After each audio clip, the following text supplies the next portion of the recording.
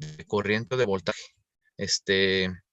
Viéndolo así, es muy fácil hacer la conversión, ¿no? Pero bueno, explicamos la matemática que está atrás de ello, ¿no?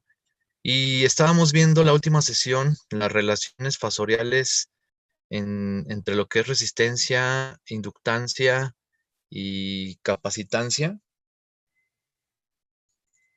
Eh, Desde el punto de vista de dominio complejo, ¿no? Cómo buscar una representación matemática eh, eh, que me sirva a mí para analizar variables eléctricas de interés. El analista de circuitos eléctricos, sin pensar todavía en aplicaciones, lo que siempre le van a pedir es que obtenga un voltaje, una resistencia, una corriente en alguna parte de un circuito eléctrico, de una red eléctrica, ¿no? Entonces, estamos viendo la matemática que aporta los métodos que vamos a cubrir ya en el tema 2.5, que me imagino que vamos a ver posiblemente hasta la otra sesión. Entonces hice una demostración, viene así en los libros, hice una demostración de cómo se relaciona la ley de Ohm con la oposición al paso de la corriente alterna de una resistencia, de una bobina y de una capacitancia. De ahí obtuvimos una tablita. Y bueno, de ahí empieza la clase de ahorita, ¿no? Obtuvimos una tablita, que sería el resumen. La oposición al paso de la corriente alterna nos va a servir para modelar matemáticamente el comportamiento de estos componentes de las redes eléctricas en alterna. Estamos aprovechando esa característica de oponerse al paso de la corriente alterna. La estamos modelando matemáticamente en términos de formato polar o formato rectangular, que es el formato de los fasores, para ya podernos hacer cálculos. En primera instancia, pues aplicar la ley de Ohm, ¿verdad? Pero en instancias más avanzadas, pues aplicar todo lo que saben de las leyes de Kirchhoff, divisores de tensión, divisores de corriente, el planteamiento de un método de nodos o un método de mallas o un teorema, ¿no? Todo eso se va a extender a lo que viene siendo alterna, ¿no?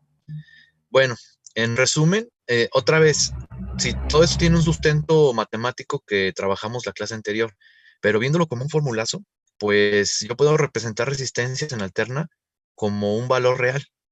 ¿Por qué? Pues porque no desfasa voltaje y corriente, no tiene fase. Entonces, en el formato rectangular, es nada más un valor real, R. No tiene parte imaginaria.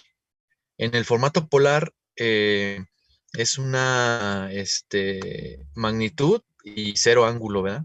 No tiene desfase.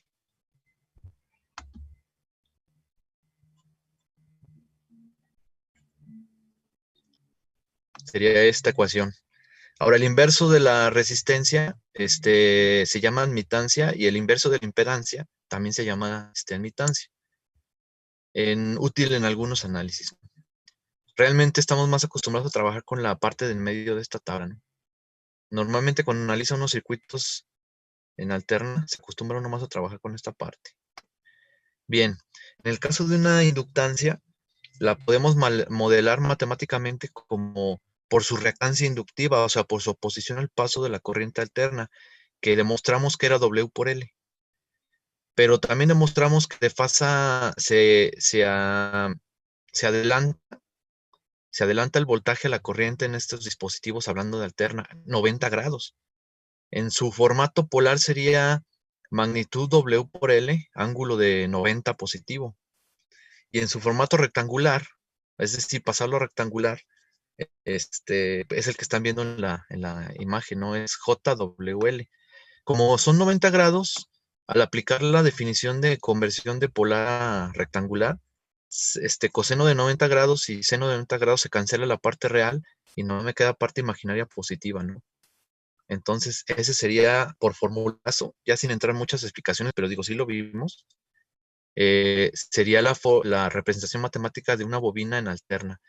No tiene sentido, recalco esto otra vez, ya lo he dicho, no tiene sentido pensar en transitorios aquí, porque pues está viendo transitorios n veces por segundo de acuerdo a la frecuencia de la fuente, ¿no? De alterna.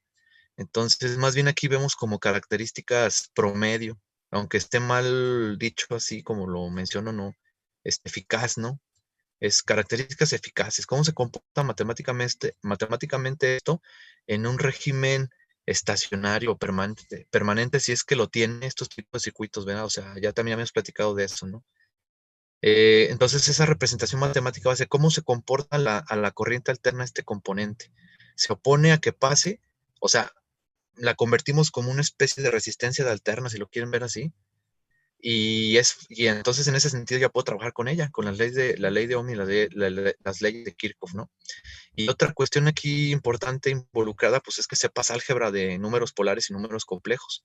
Yo no estoy dando clases de eso, porque se supone o estoy suponiendo que ya lo saben. Ya lo deberían de haber visto en sus clases de cálculo o de álgebra anteriores, ¿no? Pero bueno, voy a hacer explicaciones detalladas como habíamos quedado, cuando ya estemos utilizando esto, ¿no? Así como lo hago ahorita, un número J con una cantidad en el dominio rectangular, pues en el dominio polar es la misma cantidad, ángulo de 90. Y finalmente la representación matemática de cómo se opone un capacitor a la corriente alterna, llamada reactancia capacitiva, es el inverso de W por C. La expresión que tienen ahí se puede transformar a decir nada más menos J. O sea, un J en el denominador, hablando de números rectangulares, al hacer la división se va a convertir en negativo, porque en álgebra polar, para dividir dividen las magnitudes y se resta a la fase de arriba se le resta la fase de abajo. Si la fase de abajo es 90 grados, por la expresión como está aquí, pues cuando esto lo convierta o pase arriba, pues me va a quedar menos 90. O sea, aquí es correcto decir que esto es igual a menos J 1 entre WC. También así lo van a encontrar en los libros. Eso también es correcto. Y también es correcto decir que sería 1 entre WC, por lo que explicaba yo de la inductancia, la magnitud, ángulo de, en formato polar, menos 90. Esta es la representación matemática de un capacitor puro en alterno, ¿no? En formato polar. Sería 1 entre W por ángulo de menos 90 en polar. Y en rectangular es menos J entre 1 WC o 1 entre J WC, como lo quieran ver. Todas son representaciones válidas, ¿no? Usé la conversión entre polar y rectangular, ¿verdad? No sé si, bueno, se las voy a recordar así rapidote, ¿no? Si yo tengo un número A complejo, con dos componentes, su parte real más su parte imaginaria, denotada por la letra J o la letra I, con todas las propiedades que conlleva. Si yo quiero la representación polar de esta cosa, sería la magnitud. La magnitud sería la parte real al cuadrado más la parte imaginaria al cuadrado, raíz. Esa sería la magnitud. Y la fase sería el arcotangente. Y yo les recomiendo que no lo hagan a mano, porque hay problemas ahí con el arcotangente cuando lo evalúan en las calculadoras, de que qué cuadrante queda el ángulo y que no sé qué. Cuando lo hacen con calculadora o con software, la conversión les acomoda el cuadrante, ¿no? Entonces, el arcotangente de la parte imaginaria entre la parte real. Ahora, si tengo la magnitud y tengo la fase, también los puedo convertir en formato rectangular haciendo coseno del ángulo. La parte real sería coseno del ángulo. El ángulo ese que nos da tangente a la menos 1 de la parte real entre imaginaria sería la parte real. Y la parte imaginaria sería seno del ángulo. Entonces, estas son las formulitas para pasar de polar a rectangular o de rectangular a polar. ¿Ya se acordaron de ellas? Espero que sí. Bueno, entonces, sigamos avanzando. Mm, entonces, la ley de Ohm y las leyes de Kirchhoff en el dominio de la frecuencia, como se le dice, en el dominio complejo, van a seguir funcionando igual, siempre y cuando las trabajes con fasores y representaciones matemáticas fasoriales de los componentes lineales, o sea, resistencias, capacitores y bobinas. También las leyes de Kirchhoff son válidas en el dominio de la frecuencia y se trabaja con fasores. Entonces, la suma de corrientes en un nodo siempre va a ser cero. La suma de voltajes en una trayectoria cerrada siempre va a ser cero. Eh, Aquí conviene tener claro las fases y su relación con indicar un positivo, ¿no?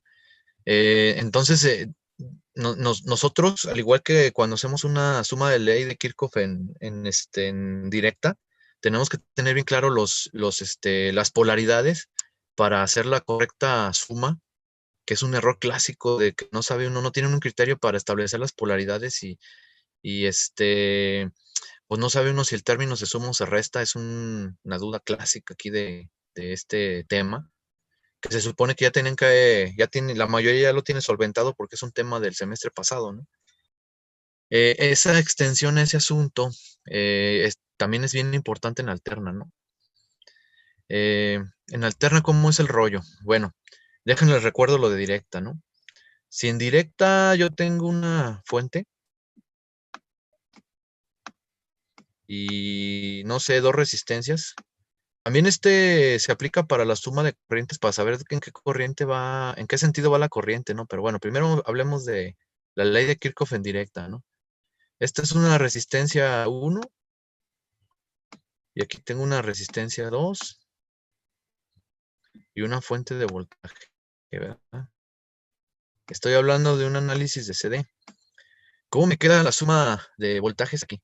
Ah, bueno, pues yo debo tener claro, ya mucha gente lo tiene y ya no hace el planteamiento que voy a hacer yo, pero bueno, yo lo voy a hacer para demostrarlo, ¿no? Yo ya sé que aquí es el positivo de la fuente, porque las fuentes entregan corriente por su positivo, ¿verdad? La corriente va a recorrer la red eléctrica hasta el punto de menos potencial, en este caso, pues el menos de la batería, ¿no? Eh, un elemento que no es activo, que no es fuente, entonces es un elemento pasivo, es un elemento que consume energía. Por lo tanto, la corriente entra por los positivos.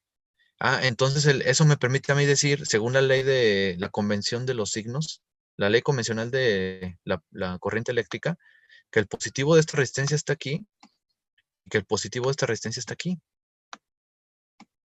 Ah, entonces sí ya puedo entender yo que el voltaje en R1 y el voltaje en R2 pues se suman porque tienen la misma polaridad y le voy a restar el de la fuente porque tiene polaridad contraria siguiendo la trayectoria en sentido horario. O viceversa, también puedo pensar que el positivo es la fuente y que los que se le van a restar son la voltaje de la resistencia 1 y voltaje de la resistencia 2 para que me dé igual a 0. Porque si no, pues, si los tres los sumo, pues si los tres son positivos, entonces ¿cómo va a dar 0? Imposible, ¿no? Otra forma de plantear esto que utilizamos mucho es decir, no, pues mejor pongo las fuentes de energía de un lado y las caídas de tensión en otro.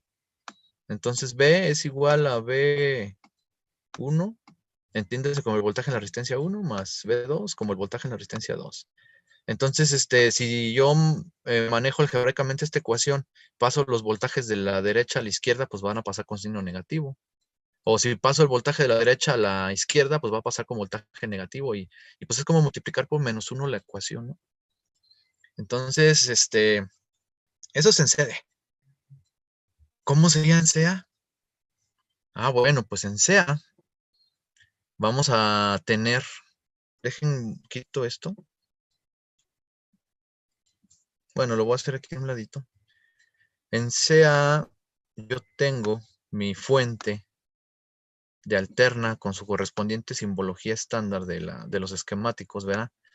Y les decía yo que en todos los simuladores, o en casos reales, siempre les indican la fase. O sea, tiene un más esa fuente de senoidal, tiene un más. Dicen, pero pues ¿cómo? Si está variando n veces por segundo la polaridad. Sí, pero se toma una referencia, por decir, ahí empieza si es una función coseno, ahí empieza el máximo de la función y empieza a bajar, ¿no?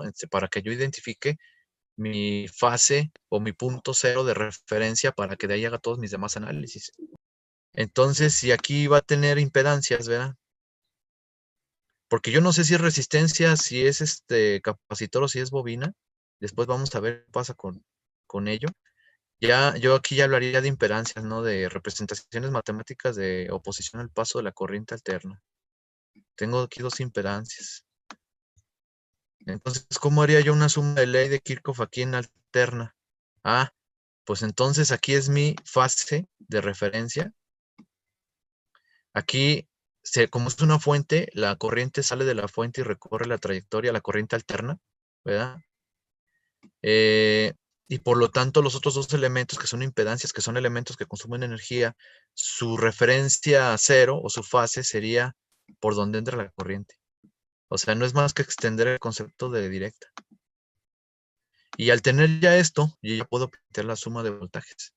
Entonces me quedaría, si esto es V, me quedaría lo mismo que tengo aquí, ¿no? Me quedaría V es igual a V1 más V2, o V menos V1 menos V2 igual a 0, o menos V1 menos V2 más V es igual a 0 y cumple, ¿no?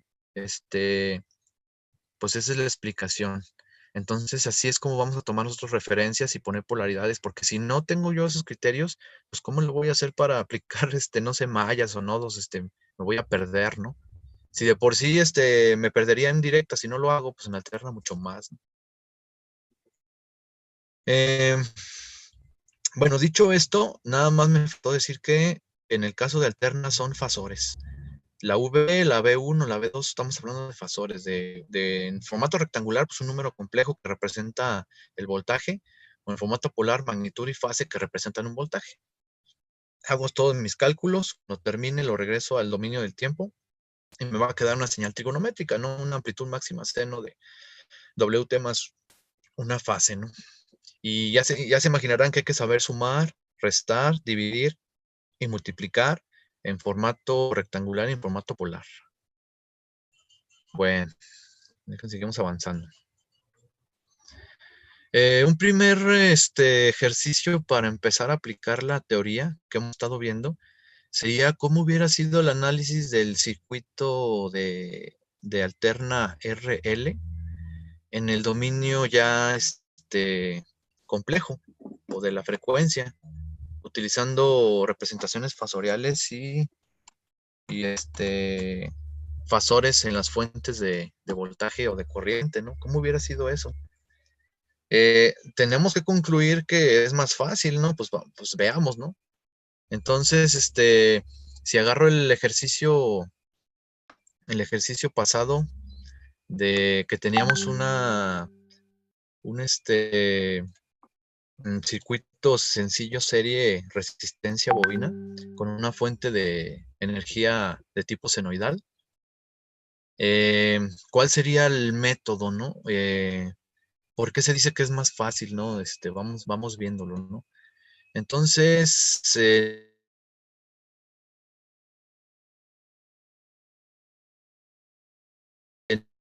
no lo voy a hacer en dominio y trabajar con ecuación diferencial con algún método de solución de ecuaciones diferenciales de ese tipo. No se le va a hacer así ahora. Ahora, el primer método sería convierte tu circuito eléctrico. El primer paso del método sería convierte tu circuito eléctrico al dominio de la frecuencia, como se le dice, ¿no?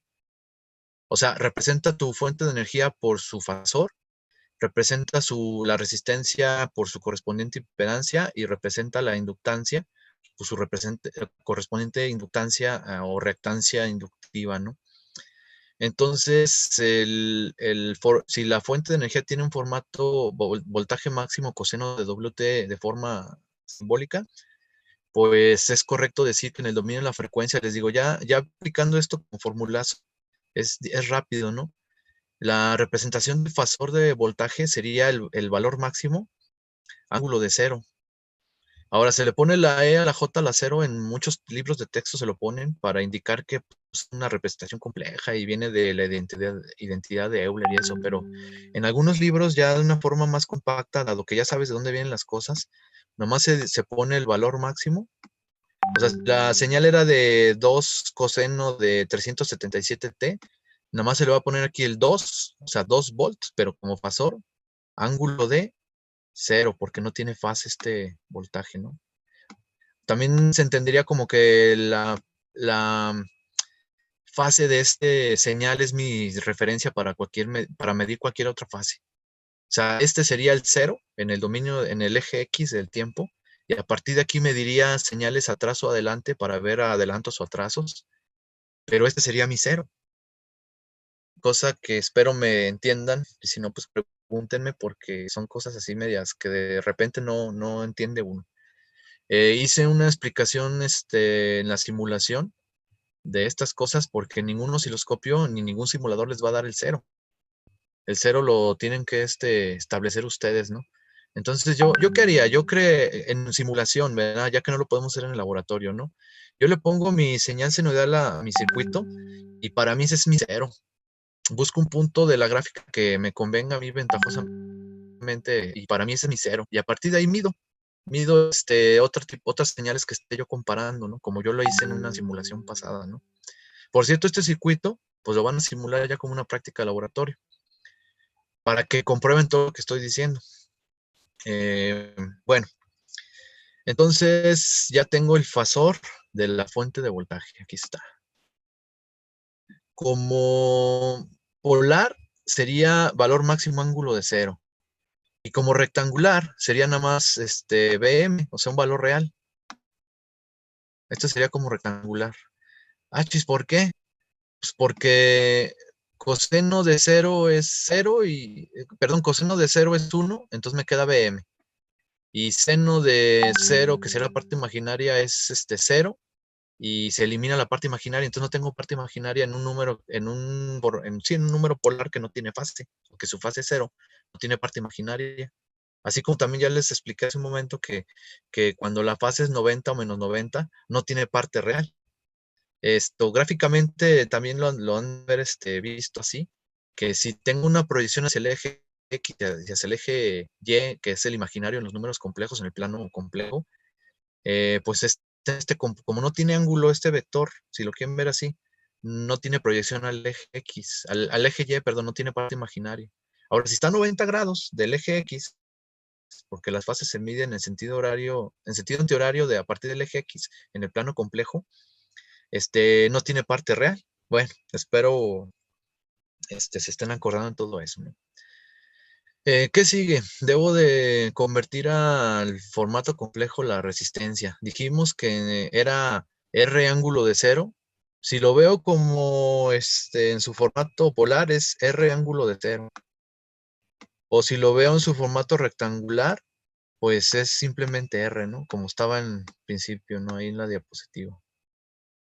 Porque las resistencias no desfasan corrientes, su representación fasorial es simplemente el valor, la magnitud de resistencia. Por cierto, todas las impedancias, sus unidades son ohms, ¿eh? Los voltajes y las corrientes siguen siendo amperes, siguen siendo volts, y las resistencias y las impedancias siguen siendo ohms. Aunque les digo, ya se habrán dado cuenta que casi nunca uno mete unidades hasta el final, ¿no? Y me faltó también decir que hay unos libros de texto que crean los fasores con el valor eficaz. Es decir, este dato de la señal trigonométrica es el valor pico, ¿verdad? El valor máximo. Pero también yo puedo tener el valor eficaz. Si ya vimos una formulita de que si tengo el valor eficaz y quiero el valor máximo, pues lo multiplico por 2. Pero algunos libros crean los fasores con los valores eficaces. También funciona, ¿eh? Nada más que no hay que combinarlos. O sea, tú puedes hacer todo un análisis con los valores eficaces y no hay problema. O puede ser un análisis con los valores máximos y no hay problema, pero no puede estarlos revolviendo. Valga la expresión, ¿no? Bueno, finalmente la representación matemática de la inductancia en un circuito de alterna sería su reactancia inductiva, que es W por L. Sería esto, este valor. Radian segundo por Henrios me va a dar ohms, aunque no lo crean. J en formato rectangular. O sería también válido decir que sería el valor que me dé de multiplicar W por L, ángulo de 90 en formato polar. Una pregunta aquí clásica también es, oiga, pero ¿por qué no todo lo trabajamos en rectangular o por qué no todo lo trabajamos en polar? ¿Por qué hay que estar viendo las dos cosas? Es que resulta que cuando uno hace estos cálculos en tu libreta, en el salón de clases, lo que tú tienes para hacer cálculos es una calculadora común y corriente, ¿no? Y es bien fácil hacer sumas y restas en formato rectangular. Y es bien fácil hacer multiplicaciones y divisiones, pero en formato polar. Entonces, cuando estás haciendo operaciones complicadas de evaluar una ley de Ohm o sacar el paralelo de dos imperancias, ese tipo de cosas, hay que estar haciendo multiplicaciones, divisiones, sumas y restas. Entonces hay que estar convirtiendo de polar a rectangular, rectangular a polar para estar haciendo las operaciones en tu libreta. Ahora, si ustedes van a utilizar un software, que es mi recomendación para, para ahorita que estamos a distancia y tienen su lab enfrente de ustedes, mejor agárrense el MATLAB y trabajen en formato rectangular. Yo ahorita les voy a mostrar cómo se le haría con el MATLAB, ¿no? Y si no alcanzo hoy, pues la siguiente sesión. Porque se puede, ¿no? La tercera opción sería, pues me compro mi calculadora cara. Normalmente un estudiante de ingeniería, pues le pone dinerito a su educación y se compra su calculadora, ¿no? Eh, yo una muy usada actualmente es la de Texas Instrument. Te aceptan directamente los números rectangulares igualito que el MATLAB, ¿no? Déjense las muestro. Estoy hablando de ese tipo de calculadora, ¿no?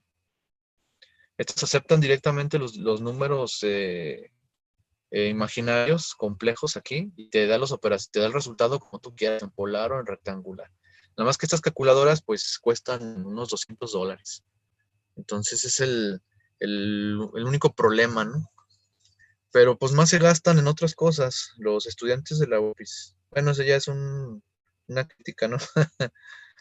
Si pueden, o sea, si estuvieran en el salón de clases y no nos deja uno sacar la laptop en un examen o en los ejercicios, pues tienen que depender de su calculadora.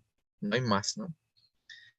A mí me tocó todo a mano. O sea, no había chance de sacar la calculadora, ¿no? Con el riesgo de conlleva de errores humanos al meter datos en una calculadora, ¿no? Pero eso es parte de la formación de esta asignatura. Pero bueno. ¿Qué sigue? Ya tengo mi representación fasorial de resistencia, la inductancia y el fasor de voltaje, ¿no? ¿Cómo analizaríamos esto si les dije que pues siguen siendo válidas las leyes de Kirchhoff, las leyes de Ohm? Yo lo vería, yo trataría de ver esto como un componente de impedancia, ¿no? O sea, para mí, y así están los libros de texto, después ya no ven la resistencia, sino ven como un rectángulo y le dicen esto impedancia 1. Ya no me importa si venía de resistencia capacitor o bobina, simplemente es una impedancia. Y esto también, pues, es una impedancia 2. Entonces, si me dicen que todas las leyes son válidas, y yo pienso en esto como resistencias alterna, o simplemente resistencias, ¿cómo sacarían, por ejemplo, la corriente? Que es lo que nos están pidiendo, ¿verdad? Nos están pidiendo aquí la corriente. Ah, pues es un circuito inofensivo, serie. La corriente aquí, pues fácil, ¿no? Es corriente. Es igual a voltaje total del circuito. O sea, BS. Entre la suma de las impedancias, ¿no? Porque ya está demostrado que resistencias en alterna, o sea, impedancias en serie, se suman. O sea, hagan de cuenta que estoy hablando de resistencias, ¿verdad? Resistencias en serie se suman. Y aquí está mi resultado, ¿no? Que me están pidiendo. La única bronca es que tengo que sumar dos números complejos y dividir el otro número complejo, el que representa el voltaje, entre la impedancia total. Pues ese sería el fasor de corriente y luego llevarlo otra vez al dominio del tiempo, ¿no? Bueno, así está la solución. Entonces, nada más que observen que en la solución, pues el autor utiliza mucho la expresión exponencial o compleja para los fasores, pero les digo, se puede omitir, es implícita y nada más estar manejando con la pura fase, ¿no? Se va a cortar la conferencia, nos reconectamos de nuevo, ¿eh? Entonces, si aplicamos la ley de Ohm, como ya lo hice, la ley de Kirchhoff, bueno, un camino un poquito más largo, pero igual de válido, sería aplicar una suma de voltajes en trayectoria cerrada, ¿no? Sería el voltaje de la fuente va a ser igual a la caída de tensión en la resistencia y la caída de tensión en la inductancia, que los voy a calcular con la ley de Ohm en su forma fasorial, que sería impedancia de la resistencia por corriente más impedancia de la inductancia por corriente, y de ahí despejo corriente. Si se fija,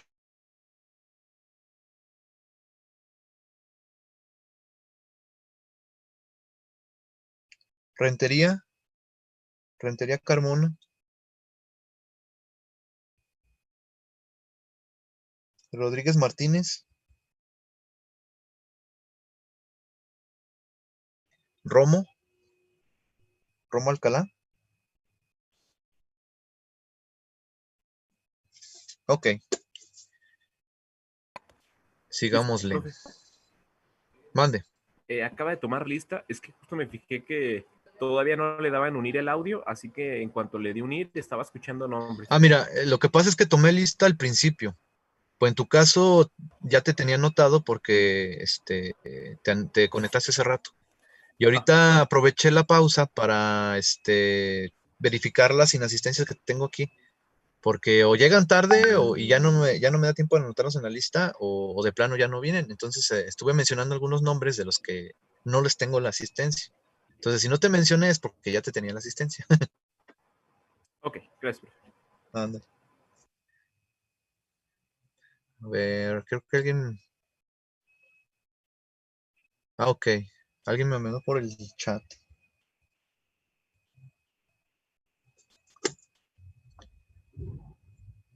Les digo, la asistencia no impacta en su calificación como que tenga un peso. Impacta porque si estás faltando en las clases, pues no vas a entender mucho de lo que estamos trabajando. Eso que ni qué, ¿verdad? Aquí la estrategia es que pues estoy poniendo estas diapositivas tal cual en la plataforma para que las chequen, ¿no? Con calma. Pero pues la idea es emular la educación presencial. Ustedes así que las aprovechen, ¿no? Porque, por cierto, luego me preguntan algunas dudas muy largas en correo y eso, y pues no puedo. Y luego fuera de horario laboral menos, ¿no? Entonces hay una disculpa, pero pues si me preguntan algo a las 10 de la noche, pues igual ya estoy medio dormido, ya no les contesto bien, ¿no? Eh, regresemos pues al ejercicio. Bueno, la asistencia es para la administración, porque luego nos piden también la información si están asistiendo o no. Curiosamente, o más bien ya se sabe por qué. Algunas estudiantes van mal, llevan malas calificaciones, pero pues no asisten a las conferencias, ¿no? Entonces, pues ahí está la explicación. Eh, bueno, regresemos al ejercicio.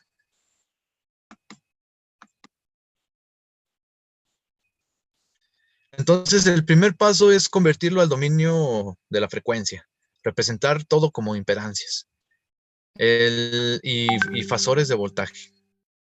El siguiente paso es aplicar las leyes de Kirchhoff o leyes de Ohm, dependiendo el circuito que tenga entre manos. En este caso es un circuito de los más sencillos, es un circuito serie. Ya hay serie, hay paralelo, que son de los más sencillos. Luego hay el mixto, serie y paralelo, el cual se puede resolver con un método serie y paralelo. Y después hay circuitos que no se pueden simplificar serie y paralelo. Y para eso empiezan las caballos de batalla como métodos de nodos, métodos de mallas. Bueno, antes de eso están los divisores de tensión, divisores de corriente, transformaciones delta estrella. Después están los métodos pesados, la artillería pesada, que son mallas, nodos. Y luego están los métodos finos, como superposición o Thevenin o algún otro teorema ahí, Norton, ¿no? Realmente eso se debe quedar para siempre en ustedes porque lo van a estar aplicando mucho para analizar, para empezar maquinaria, ¿no? Máquinas eléctricas. Eh, si bien ahorita les reitero, parece que esto no sirve para nada, sí tiene implicaciones. Yo les hacía la analogía de que a lo mejor este circuito era la lavadora de su casa. Yo quiero ver qué pasa ahí con voltajes y corrientes y vamos a ver qué pasa con la energía, que es lo más importante en ingeniería. ¿Qué pasa con la energía aprovechada ahí en esos elementos? Para dimensionar el elemento, dimensionar los cables, ver si está fallando, si está funcionando bien, si lo puedo mejorar más, etcétera, etcétera. Bien puede ser es el modelo de una lavadora. O sea, en general es el modelo de un motor. RL es el modelo de un motor y le aplico energía alterna y quiero ver qué hace, ¿no? Y ustedes pensarán, bueno, ¿y a mí qué me importa eso? Si no quiero analizar mi lavadora, sale. Pero cuando hagas un robot, los motores de los robots la mayoría son de alterna, los de directa ya son, ya cayeron en desuso por varias circunstancias. Ahorita todo es alterna. Y no es alterna de una fase, es trifásica. Entonces, todo lo que están viendo aquí les va a ser útil más adelante. Pero bueno, ahorita dejando de lado la aplicación, nada más estamos viendo el método. Sigamos avanzando. Entonces, decíamos que una aplicación directa de la ley de Ohm me da la corriente en este circuito. Corriente es voltaje total entre resistencia total, siempre y cuando simplifique la resistencia total, pero ahora es impedancia. O la demostración también es bueno, pues saco una ley de Kirchhoff de voltaje y despejo la I. No es más que una simplificación también no, es el camino más, no, es el camino más largo, estándar, de aplicar las leyes de Kirchhoff. Y pues también voy a llegar a la solución. Entonces dijimos que era corriente es igual al voltaje entre la impedancia total, donde la impedancia total, pues es la impedancia de la resistencia más la impedancia de la bobina, sumadas porque están en serie. Ahora bien, ¿cómo voy a hacer la operación? Pues depende cómo pongas tus valores, ¿no? Como los tengo yo indicados, los tengo rectangular.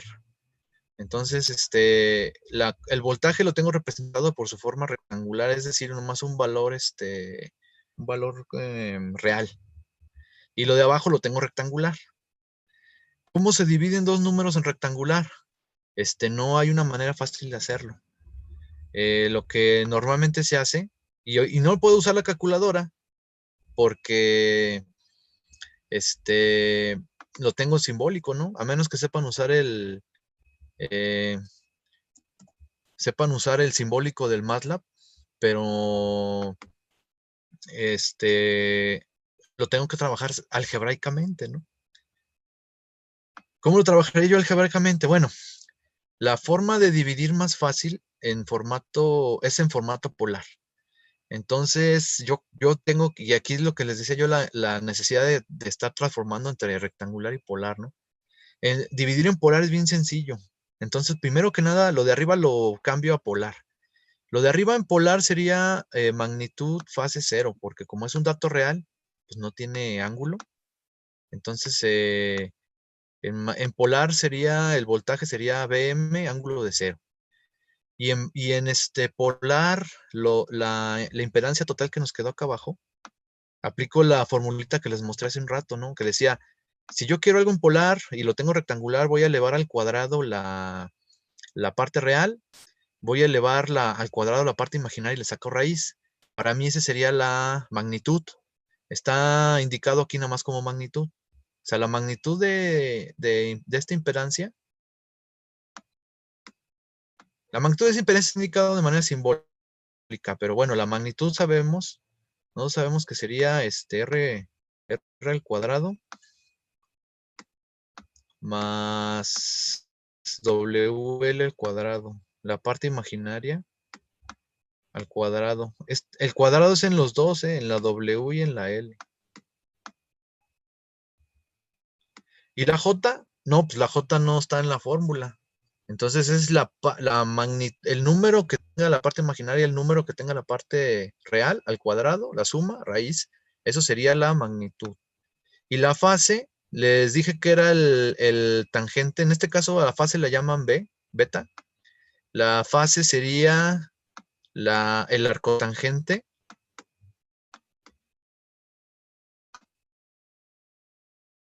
el arcotangente imaginaria, que en este caso sería WL, la parte imaginaria entre la parte real.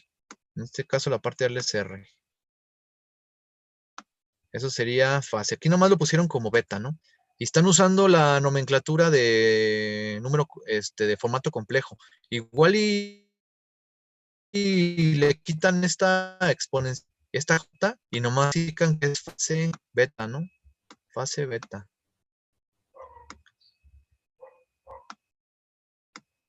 Ahora bien, ¿cómo se dividen dos números polares? Es bien fácil, se dividen las magnitudes y la fase de arriba se le resta la fase de abajo. Entonces divido B, si supongo que tuviera yo los números, pues es el resultado de dividir BM entre el Z, donde Z pues es lo que me dio este resultado, ¿no? Y la fase sería, está en formato complejo, pero es más fácil decir, es 0 menos beta, pues me queda menos beta. Por eso dice que la phi 0 es menos beta. O sea, no sé si quedó claro, porque luego se confunden. Cuando yo apliqué la conversión de la impedancia a formato polar, es beta positivo, ¿verdad? Porque es el arcotangente de WL entre R. Pero ya que resolví la expresión para la corriente, se divide magnitudes y a la fase de arriba se le resta la fase de abajo. Entonces la fase de arriba era 0, menos la fase de abajo, pues menos beta. Por eso el resultado de la fase es menos beta, ¿no? Y esa es mi corriente. Pero ¿se parece al resultado que habíamos sacado antes? Pues sí.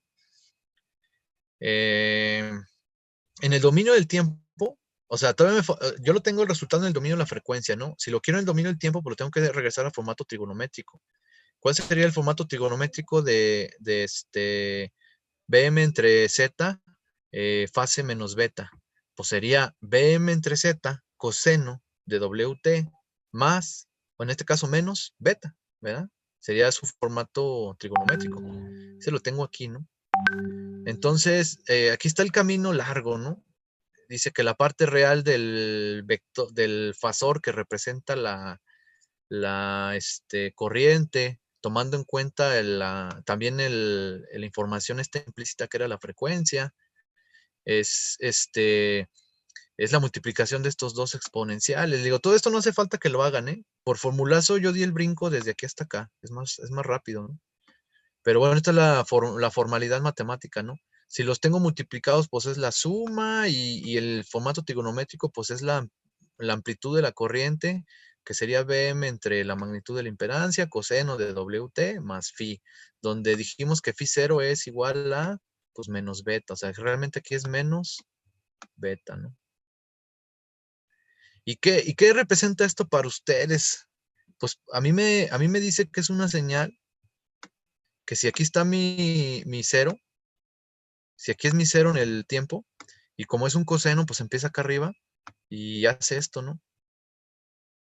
Y esa es una corriente que yo observaría si la mido en el simulador o la mido en un circuito real, ¿no? El periodo el periodo de esta señal, pues yo lo sacaría con W, ¿verdad? Dijimos que el periodo era W entre 2pi, creo, ¿no? Si, si W es 2pi-f, si W es 2pi sobre T, pues T es 2pi sobre W. Digo, para que yo sepa a qué velocidad está oscilando esta señal, ¿verdad?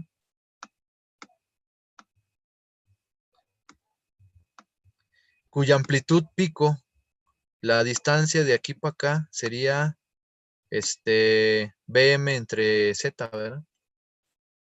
O voltaje máximo de la corriente. Y esta sería una corriente, esta la tendría que haber medido con un amperímetro, ¿verdad? O con la sonda de corriente en los simuladores. Es lo que si yo armo el circuito que acabo de resolver, pues, y le comparo las dos formas de onda, eh, debo de ver un desfase beta, pero yo ahorita le asigné, yo dibujé mi señal sin desfase, ¿no? Ahí yo tendría un error de interpretación, porque yo tendría que dibujar aquí también mi voltaje, ¿no? Realmente este, mi voltaje estaría por acá, ¿no? Mi voltaje estaría por acá, ¿no? Y realmente el cero que yo debo tomar es el del voltaje. Este no. Y entonces sí ya yo podría ver que hay un retraso de la señal. Se tarda en salir la señal, una cierta valor en el tiempo, que transformado a grados, pues sería menos beta. Y es menos beta porque es un retraso. A partir del cero salió después la señal. Esa sería la forma de hacerlo en la simulación. Les estoy dando muchas explicaciones porque les va a tocar hacer esto a ustedes en la simulación. Realmente la referencia para mí sería el cero del voltaje, ¿no? Del coseno. Y a partir de ahí dibujar la forma de onda desfasada menos beta grados, ¿no? Pero si se fijan, yo diría que llegamos a la solución más rápido. No sé su opinión, pero pues yo pienso que llegamos más rápido con menos necesidad de conocimientos teóricos, porque si bien en el otro caso tuvimos que desarrollar la ecuación diferencial. Déjenles muestro. Eso lo vimos la semana pasada. Analizamos el mismo circuito, pero en el dominio del tiempo. Propusimos una solución a la ecuación diferencial, ¿verdad? Que la corriente nos iba a dar señal con desfase. Trabajamos la ecuación diferencial sustituyendo la solución y,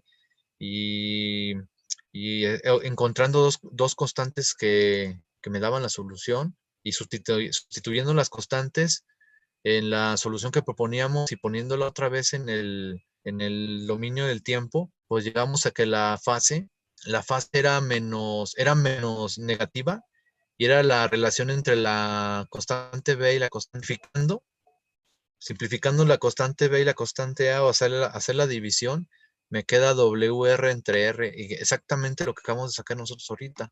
La parte imaginaria era WL y la parte real era R, y nos quedó con signo negativo. Y la parte real de la corriente, la magnitud, perdón, la corriente era el cuadrado de las dos expresiones A y B.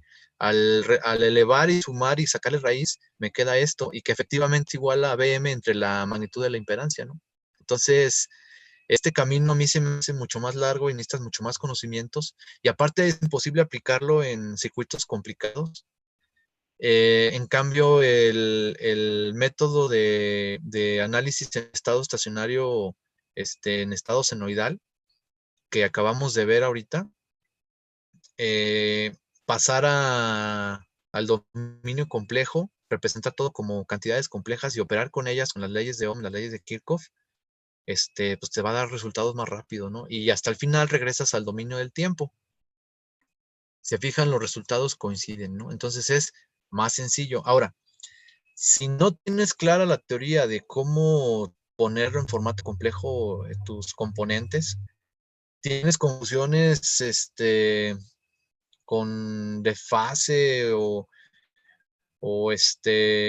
no te queda claro por qué con una bobina es 90 y por qué con un capacitor es menos 90, al menos como un formulazo aplicarlo, pues vas a cometer muchos errores y pues no vas a llegar al resultado.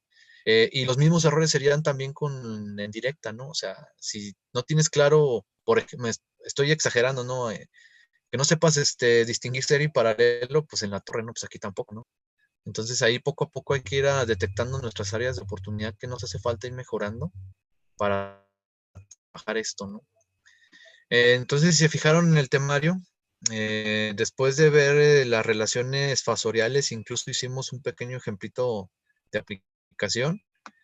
Vamos a formalizar qué pasa con impedancias en serie e impedancias en paralelo, aunque impedancias en serie ya lo demostré, ¿verdad? Faltaría ver las impedancias en paralelo y ya entrar de lleno a resolver muchos ejercicios en análisis de estado estacionario senoidal en el dominio de la frecuencia, ¿no? Pero vamos, no crean que ya acabamos. Primero aventamos toda la teoría y después vamos a ir lento resolviendo muchos ejercicios, ¿no?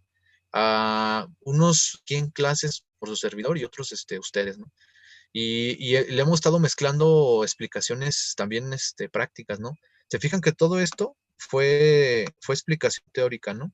En la primera columna en el plan de estudios dice que todo esto son actividades de docencia. Luego la otra columna son actividades prácticas en docencia.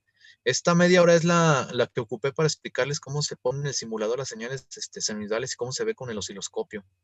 Si te perdiste esa clase, pues en la torre, ¿no? ¿Cómo vas a hacer tu práctica? Pero bueno. Y ahora van a ser muchas horas de docencia explicando ejercicios y haciendo ustedes ejercicios y haciendo ustedes las tareas, ¿no?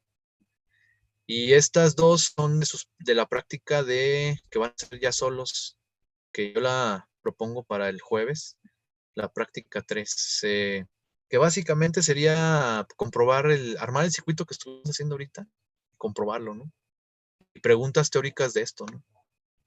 Preguntas teóricas de esto para ver si ya identificas valores máximos, mínimos, RMS, fase, mediciones de ese tipo de cosas y conversiones, ¿no?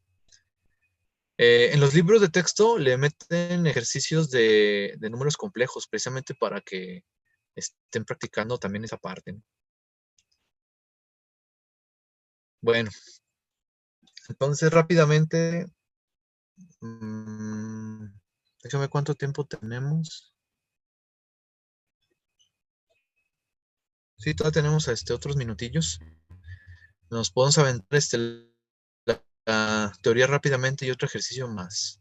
Entonces, ya por definición, impedancias en serie se suman. Aquí no importa si venían de capacitores, bobinas o resistencias, ya una vez transformadas a su representación fasorial, pues simplemente son eso, ¿no? Y puedo sumarlas. Y como vimos, se sigue aplicando las leyes de Kirchhoff, las leyes de Ohm igual, ¿no? Aquí es como cuando les dicen en CD, ¿no? Suma las resistencias que estén en serie. Ah, perfecto. Ahora, en paralelo, pues se hace lo mismo que en las resistencias, ¿no? Si tienes muchas impedancias en paralelo, el paralelo equivalente es el inverso de la suma de los inversos de todas las que están en paralelo, ¿verdad? Ahora, si nomás tienes dos, uno está más acostumbrado a nada más trabajar con dos. O sea, puedes tener 3, 4, 5 en paralelo, pero uno va resolviendo de dos en dos, ¿no? Y el resultado lo pones en paralelo con otra, así te lo llevas, ¿no? Si nada más son dos, es la clásica fórmula Z1 por Z2 entre Z1 más Z2, ¿no? Esta sería la impedancia equivalente de dos impedancias en paralelo, ¿no? Este sería el paralelo de Z1 con Z2. Que si se fijan, pues es la misma formulita para las resistencias, ¿no? Ahora, que si tengo problemas para identificar qué está en serie y qué está en paralelo, pues ya ese es otro rollo, ¿no? No importa cómo esté dibujado, nomás es aplicar la lógica, la expresión lógica que te dice, ¿no? Algo para que esté en paralelo es que sus únicas dos conexiones estén conectadas a las únicas dos conexiones del otro componente, sin que haya nada en medio. Si aquí hay una conexión a otra cosa, ya no están en paralelo Z1 y Z2. Pero si no hay nada y los dos puntos de Z1 son los mismos que dos puntos de Z2 en una red eléctrica, se dice que están en paralelo. Ok. Ah, escucho. Entonces ahí se equivocó, ¿no? En el denominador es Z1 más Z2. Ah, sí, ya vi. No sé qué estaba pensando. Z2. Sí, gracias. Pues esta es la teoría que se puede decir hasta aquí. Hagan de cuenta que nos regresamos a hablar de circuitos en serie, circuitos en paralelo, circuito mixto, serie paralelo y un método para resolverlos, ¿no? Se aplicarían igual, ¿no? Y para avanzar rápido en cálculos, conviene aplicar divisores de corriente, divisores de voltaje, como un formulazo. Si bien en circuitos 1 se ve la demostración de dónde viene la fórmula, aquí ya nomás la utilizamos, ¿no? Creo algunos se llegan a confundir con los divisores de corriente porque ya ven que se multiplica por la resistencia que no me interesa, no sé cómo lo digo yo. Pero bueno, todas esas cosas las vamos a ver en ejercicios, ¿no? Creo ya viene aquí un ejercicio, ¿no? Sí. Viene un ejercicio y creo que es lo que vamos a alcanzar a hacer hoy. Mm, calcular la impedancia entre las terminales A y B, ¿no? Del circuito de la figura. Noten que puedo calcular la impedancia entre cualquier par de puntos de una red eléctrica, ¿no? No va a ser siempre la misma, ¿eh? O sea, depende hacia cuál par de puntos se los están pidiendo. En esta red eléctrica del ejercicio se lo están pidiendo entre el punto A y el punto E. Si fueran resistencias, yo lo puedo medir este valor con un ohmmetro, que es una de las prácticas que hace uno en CD. Aquí viene una pregunta también obvia, ¿no? Bueno, ¿y se podría medir esto en el laboratorio? Sí, necesitas un medidor de impedancia. No es un voltímetro, no es un multímetro, es un medidor de impedancia. Este medidor de impedancia aplica una señal senoidal, es como un ohmmetro que aplica una señal de CD a una red muerta, o sea, una red que no tiene energía. No se puede conectar un ohmmetro a un circuito funcionando porque se descompone el ohmmetro, obvio. Quitas las fuentes de energía y la vuelves red muerta, como le dicen los libros, y le mides la impedancia, con un medidor de impedancias. Nada más que no hay en el laboratorio. Bien se puede hacer de otra manera, ¿no? Se le puede aplicar el teorema de Thevenin para medir corriente y voltaje y dividir los dos para sacar la impedancia que se ve. Pero bueno, no nos adelantemos. Aquí lo queremos calcular de manera teórica, ¿no? ¿Cuál sería el método? Porque a mí lo que me importa es que ustedes aprendan es el método y no el ejercicio, porque pues, el ejercicio se lo voy a cambiar, ¿no? El método es simplificar lo que se pueda hasta llevar esto a un solo resultado. Y eso sí, no hay diferentes resultados, ¿no? La simplificación puede empezar de diferentes formas, pero se debe llevar al mismo resultado. No hay, aquí ni de que me obtengo resultados diferentes porque utilicé otro método, no. Puedes utilizar otro método, pero debes llegar a lo mismo, ¿no? Miren, yo lo que veo, así de una forma muy directa, es que esto es una impedancia que no está ni en serie ni en paralelo con todo lo demás. No puedo hacer ninguna simplificación. Esto es una impedancia porque sí lo podría llegar a simplificar sacando las impedancias parciales de la resistencia y del capacitor y la sumo porque están en serie, porque comparten un punto en común y los otros dos puntos no. Están en serie en la misma rama del circuito que estamos viendo. O sea, rama es porque está entre dos nodos, la conexión. Y para mí es una impedancia 2. Y esto también lo puedo simplificar a una impedancia por las mismas razones de que están entre una rama y están en serie. Esto también podría llegar a simplificar a una sola impedancia, ¿no?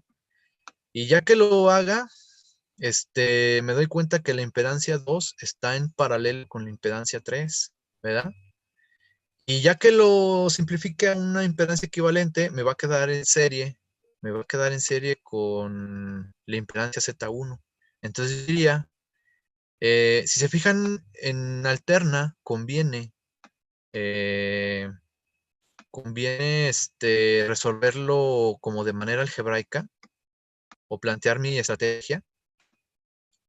Yo lo puedo resolver de manera algebraica como que esto es Z1 más el resultado del paralelo, ¿verdad? Y el paralelo es, según mi formulita, es Z2 por Z3 entre Z2 más Z3.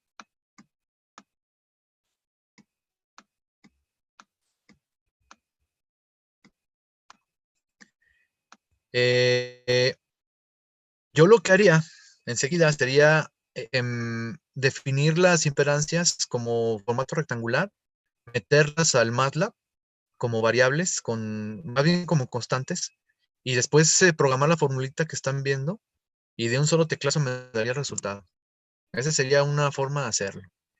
Y de ahí vienen las otras formas de que si no tengo el MATLAB ni calculadora científica, pues entonces me agarro haciendo las operaciones una por una hasta llegar al resultado final. No va a haber chance de hacerlo y quiero hacerlo con calma para que vayan viendo las diferentes opciones. lo hacemos el día de mañana. Mejor dejaría los minutillos que quedan para que, si quieren preguntar algo, nos quedan unos 8 minutos de videoconferencia. No sé si tengan alguna duda hasta aquí. Yo tengo ¿Sí una le podría duda. regresar unas diapositivas atrás, profe, para poder anotar algo? ¿Cuántas? O bueno, tú me dices Sí, profe. más. Más. Eso.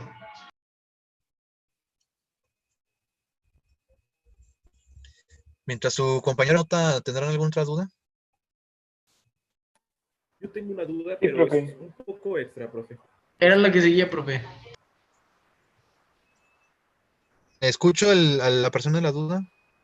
Sí, profe, es bueno, estaba checando la plataforma y vi que el material de, digamos, la práctica pasada ya está en, las diapositivas con las que podemos guiarnos, bueno, repasar.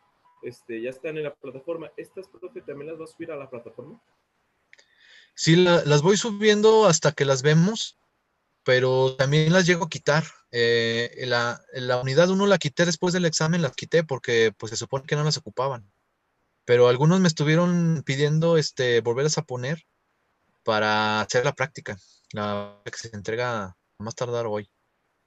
Y por eso las volví a poner. Ok, ¿Por qué las quito? Porque hace muy larga la página, o sea, el aula de enseñanza la hace muy larga, ¿no? Entonces por eso las voy quitando. No las borro, sino que las oculto para que no las vean ustedes.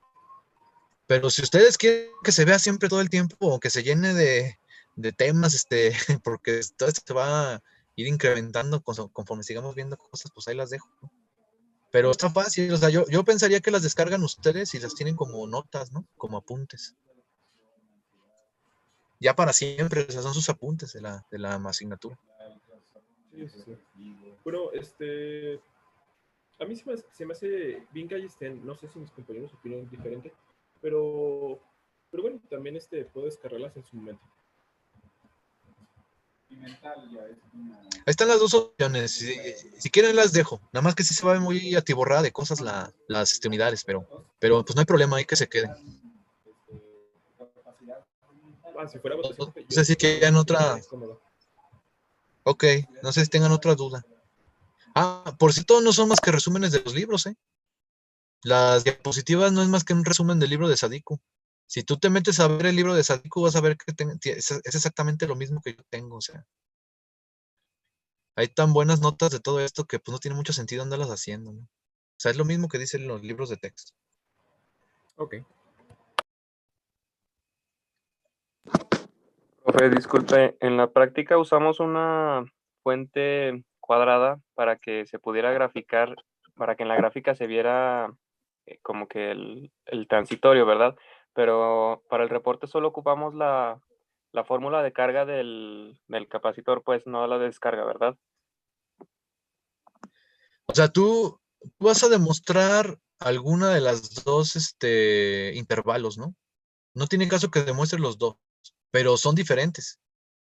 Tú puedes agarrar el intervalo de cuando se aplica la señal cuadrada va de 0 a voltaje máximo, se considera que es el intervalo de carga. Entonces es la ecuación diferencial que se utilizaría ahí en el sistema de segundo orden, o sea, RLC, es el de carga, que al final te debe quedar el voltaje de la fuente. Entonces va a ser, si estás resolviendo para corriente, por ejemplo, si estás resolviendo para corriente, la corriente se va a hacer cero porque el capacitor se va, más bien nunca, no, sí, va a haber unas oscilaciones y luego el capacitor se va a cargar y se va a comportar como circuito abierto. Entonces la corriente se va a hacer cero. Entonces, ¿para cuál lo demostrarías? Si nosotros lo que vimos en las clases es que resolvimos la ecuación diferencial para corriente en un circuito series y estamos hablando del segundo circuito de la práctica, ¿no? Entonces, yo los resolvería para la corriente, pero ya una vez teniendo la corriente, para el proceso de carga, tengo que elegir para el proceso de carga o para el proceso de descarga, porque cambia la ecuación. Y una vez hecho eso, yo tendría que derivarla y multiplicarla por el capacitor para que me dé el voltaje del capacitor. Y ya una vez que tenga yo el voltaje del capacitor, en esos términos, sí debería de parecerse al voltaje en el transitorio de 0 a voltaje máximo. Ahora, si quieres elegirlo para la descarga, sería un método parecido, pero sería otra ecuación diferente, porque la descarga, el voltaje va a llegar a ser 0 en el capacitor. Va de un valor máximo. Entonces es otras ecuaciones matemáticas. Pero en resumen, tú escoges cuáles, ¿eh? Tú escoges cuáles en el voltaje del capacitor vas a demostrar, las del proceso de carga o las del proceso de descarga. Y es bien fácil darse cuenta cuando están mal, porque ves la ecuación, deja de las oscilaciones, ¿no? O sea, tú ves la ecuación y dices, a ver, esta ecuación, cuando la exponencial se haga muy grande, pues se va a eliminar el término transitorio, o sea, las oscilaciones se van a eliminar. ¿Qué me va a quedar? Si me queda el voltaje de la fuente, estamos hablando del proceso de carga. Si no me queda nada, o sea, no, se hace 0 todo, estoy hablando del proceso de descarga, ¿no? Entonces aguas con el que están sacando, ¿no? Y también habría que ver cuál midieron, porque hay unos que miden corriente o voltaje y se confunde uno qué es lo que estoy analizando, si corriente o voltaje. Pero bueno, en resumen, tú lo escoges. Tú dices, yo nomás voy a analizar o demostrar la gráfica para el proceso de carga e indirectamente a través de la solución de la ecuación diferencial de corriente de un circuito serie RLC, sacaría el voltaje nada más del capacitor. Y debería de más o menos, no tienen que ser exactamente iguales, porque una cosa es la teoría y otra es la simulación y todavía otra la práctica, ¿no? Pero sí deben de parecerse mucho, al menos en la duración. No sé si contesté la duda. Sale, sí, gracias, profe.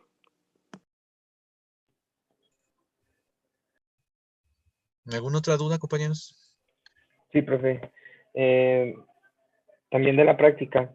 En la parte del informe, en el inciso B, viene que obtengamos los valores teóricos para R, para los casos subamortiguado, críticamente amortiguado y subamortiguado.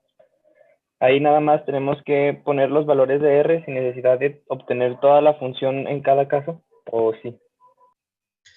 Nada más tienes que decir para qué valores de R se hace su amortiguado, para qué valores de R es para qué valor de R es crítico amortiguado y para qué valores de R es muy amortiguado. Está Ok. sencillo, mira, hay una ecuación, la de crítico amortiguado, ¿no? La que te dice que R, bueno, perdón, el amortiguamiento es igual a la frecuencia natural, ¿verdad? Y de ahí despejaríamos R. Ahí despejas R. Ese sería el valor crítico para que de ahí pase a un intervalo o esté en el otro intervalo. Valores menores a ese es subamortiguado, perdón. Valores mayores a ese es crítico, es muy amortiguado. Entonces Perfecto. nomás es el valor de R. Ok, gracias, profe.